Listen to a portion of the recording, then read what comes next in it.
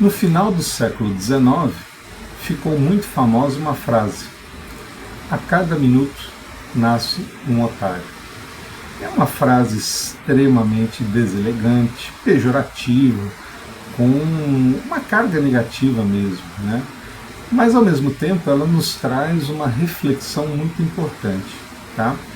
Só contextualizando, essa frase ficou famosa no final do século XIX porque surgiram nessa época vários empresários com táticas duvidosas no campo da ética, né, para atrair clientes, né.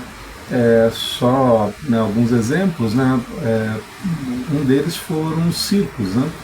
Então, os circos, eles pegavam pessoas com características diferentes do resto da população, ou por malformações congênitas, ou por doenças. Esses indivíduos criavam uma história fantasiosa e vendiam isso para a população em que estava o circo como aberrações, né? E as pessoas se aglomeravam e pagavam, né, os ingressos para ver esses embustes, né? Geralmente eram pessoas em alto grau de vulnerabilidade, né, que torna algo mais grave ainda do ponto de vista da ética. Tá?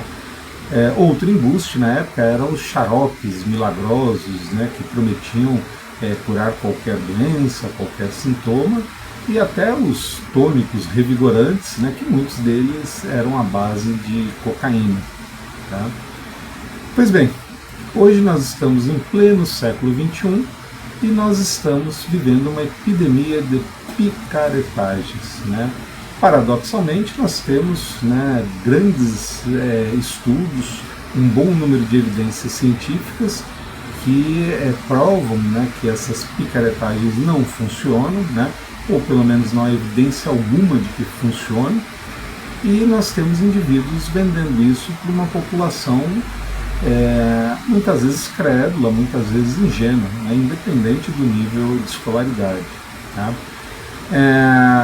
Alguns exemplos, né, hoje nós temos indivíduos vendendo soros, né, dos mais diversos tipos: soro de juventude, soro de beleza, soro para imunidade, shot disso, shot daquilo, chip da juventude, chip de beleza, e até a famigerada epidemia de prescrição de testosterona sintética para indivíduos que produzem testosterona, que não tem a mais remota indicação.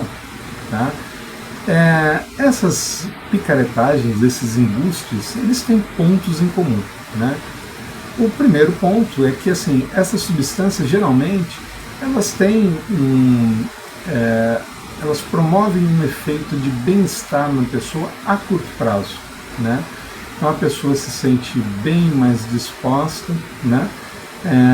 Pode ter alguma coisa que a atraia, né, nessa sensação, mas aí vem um outro ponto em comum. Essas terapias, pseudoterapias, elas não se sustentam a médio e longo prazo e muitas delas podem ter efeitos deletérios para a saúde dos pacientes. Okay? Outro ponto em comum é que essas pseudoterapias elas são vendidas por indivíduos que são excelentes vendedores, né? Então são indivíduos com uma aparência jovial, uma aparência bonita, indivíduos que transmitem uma tranquilidade, uma confiança no seu discurso, né?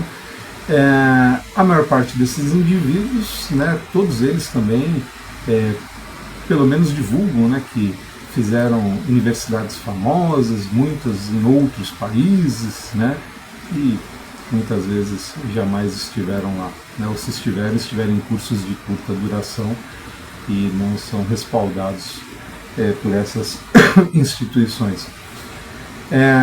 Outro ponto em comum, né, é que eles precisam de pessoas que queiram resolver seus problemas de forma imediatista, né? E aí já ficam duas dicas para vocês, né? O primeiro ponto não existem atalhos em saúde, ok? Então, se você está se sentindo muito cansado no seu dia a dia, você precisa rever a tua rotina. Tem alguma coisa nela que está te desgastando, né? Então, reveja todos os pontos, veja o que está sugando a tua energia e trabalhe em cima disso.